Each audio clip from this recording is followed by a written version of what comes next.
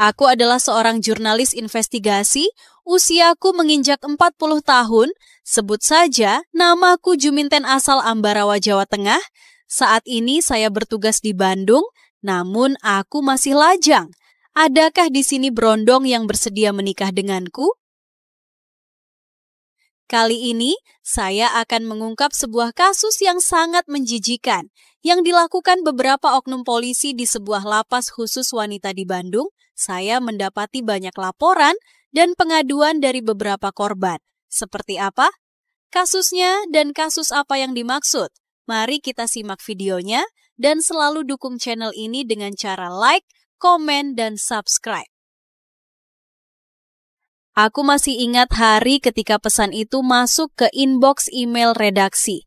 Sebuah pengakuan anonim dari seorang wanita yang mengaku sebagai mantan narapidana di sebuah lapas wanita di Bandung.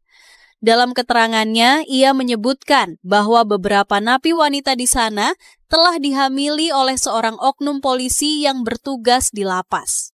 Awalnya, aku mengira ini hanya sensasi. Namun, semakin aku menggali, semakin jelas bahwa ada sesuatu yang disembunyikan. Dan ini bukan hanya tentang skandal moral, ini adalah penyalahgunaan kekuasaan yang sistematis. Sebagai seorang jurnalis investigasi, aku tahu ada risiko besar dalam mengungkap kasus seperti ini. Tapi, rasa penasaranku lebih besar daripada ketakutanku. Hari itu, aku sedang duduk di depan laptop, menyeruput kopi yang mulai dingin. Layar menampilkan email tanpa nama pengirim yang berbunyi. Saya ingin bicara. Di dalam lapas wanita Bandung, ada seorang polisi yang menyalahgunakan kekuasaannya. Banyak dari kami yang menjadi korban, saya salah satunya. Aku membaca ulang pesan itu beberapa kali. Nama pengirim hanya tertulis Dewi, bisa jadi nama asli, bisa juga samaran. Aku mengetik balasan singkat, bisakah kita bertemu? Beberapa jam kemudian, balasan datang. Terlalu berbahaya, saya bisa bicara lewat telepon tapi jangan direkam. Ini sudah cukup bagiku untuk memulai. Aku menelponnya malam itu juga. Suara di ujung telepon terdengar gemetar. Dewi menceritakan bagaimana seorang polisi berinisial R sering memasuki blok tahanan wanita di malam hari. Awalnya, ia mengaku hanya memberi perlakuan istimewa kepada napi tertentu mereka yang menurutnya menarik. Lama-lama, ia mulai memanfaatkan posisinya untuk memaksa para napi melayaninya. Ada yang melawan? Tanyaku. Banyak, tapi mereka diancam. Beberapa dipindahkan ke sel isolasi, beberapa kehilangan hak remisi. Aku mencatat semuanya. Jika apa yang dikatakan Dewi benar, maka ini bukan hanya pelecehan. Ini adalah pemerkosaan yang dilakukan oleh seorang penegak hukum di tempat yang seharusnya melindungi para tahanan. Ada korban lain yang mau bersaksi? Ada, tapi mereka takut. Aku tahu langkah berikutnya, aku harus masuk ke dalam lapas itu. 2 hari kemudian, aku sudah berdiri di depan lapas wanita Bandung, menyamar sebagai anggota lembaga sosial yang ingin mengadakan program rehabilitasi bagi para narapidana. Dengan bantuan seorang kenalan yang bekerja di lembaga advokasi hukum, aku berhasil mendapatkan izin masuk. Begitu berada di dalam, aku bisa merasakan suasana yang aneh. Para napi wanita tampak enggan berbicara dengan petugas laki-laki. Ada ketakutan dalam sorot mata mereka. Aku berbicara dengan seorang napi bernama Rina. Saat kami duduk di pojok lapangan kecil dalam penjara, ia berbisik, "Kalau ketahuan bicara denganmu, aku bisa dalam masalah." "Aku hanya ingin kebenaran," bisikku kembali. Rina menghela napas panjang. Polisi itu, dia tidak hanya melakukan itu pada 1 atau 2 orang. Banyak yang sudah hamil dan terpaksa menggugurkan kandungannya. Aku hampir tak bisa bernapas mendengar itu. Membongkar kasus ini bukan perkara mudah. Aku butuh bukti. Aku mencari rekaman CCTV, tapi sebagian besar sudah dihapus. Aku mencoba menemui beberapa petugas di lapas, tapi mereka semua bungkam. Akhirnya, aku mendapatkan satu hal, sebuah rekaman suara dari seorang napi yang berhasil menyembunyikan ponselnya. Dalam rekaman itu, suara polisi R terdengar jelas, mengancam seorang tahanan. "Kamu tahu akibatnya kalau berani ngomong, kan? Aku bisa bikin hukumanmu diperpanjang, bisa bikin kamu masuk sel isolasi. Kamu pikir ada yang peduli sama napi kayak kamu?" Aku merinding mendengarnya. Ini bukan hanya pelecehan atau pemerkosaan. Ini adalah bentuk penyalahgunaan kekuasaan yang kejam dan sistematis. Setelah mendapatkan rekaman itu, aku menghubungi beberapa organisasi hak asasi manusia dan seorang pengacara yang pernah menangani kasus-kasus kekerasan di dalam penjara. Mereka semua setuju, ini adalah skandal besar yang harus dibongkar. Namun, sebelum aku sempat mempublikasikan berita ini, sesuatu yang mengerikan terjadi. Malam itu, aku menerima pesan dari nomor tak dikenal.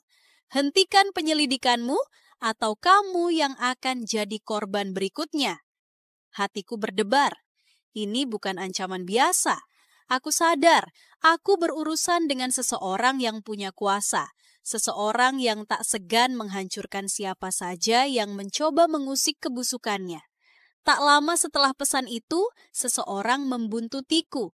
Aku melihat motor hitam yang sama mengikuti mobilku sepanjang perjalanan pulang. Aku mencoba memastikan dengan sengaja berbelok ke gang yang berbeda, tapi motor itu tetap mengikutiku. Aku mempercepat laju mobilku, jantungku berdebar kencang. Saat aku hampir sampai di rumah, motor itu akhirnya berbelok ke arah lain. Aku menghela napas lega, tapi aku tahu ini belum selesai. Aku segera menghubungi editorku di redaksi. "Aku butuh tempat yang aman," kataku dengan suara bergetar. "Kita akan mengurusnya," jawab editorku. Keesokan harinya, aku menerbitkan artikel investigasi pertamaku tentang kasus ini. Artikel itu langsung meledak di media sosial. Dalam beberapa jam, berita tentang oknum polisi R yang menghamili narapidana wanita menjadi viral. Stasiun TV mulai mengangkat cerita ini dan berbagai organisasi hak asasi manusia menuntut penyelidikan mendalam. Namun, polisi langsung mengeluarkan pernyataan bahwa mereka akan melakukan investigasi internal, istilah yang sering digunakan untuk meredam skandal. Aku tahu mereka akan mencoba menutupi kasus ini.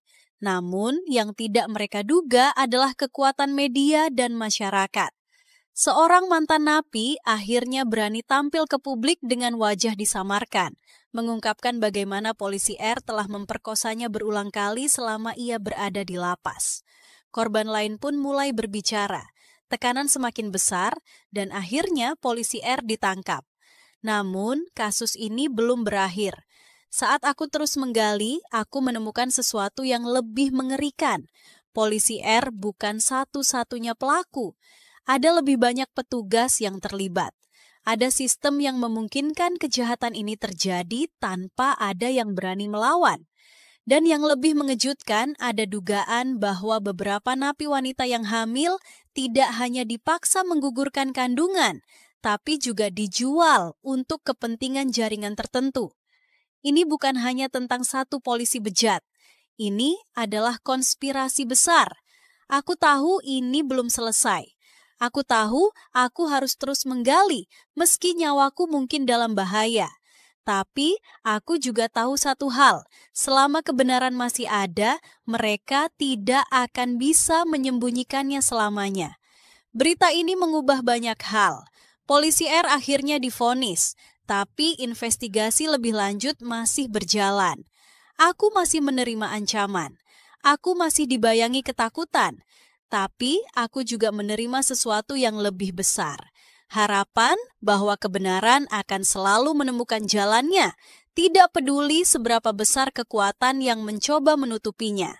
Dan selama aku masih bernapas, aku akan terus menjadi suara bagi mereka yang dibungkam.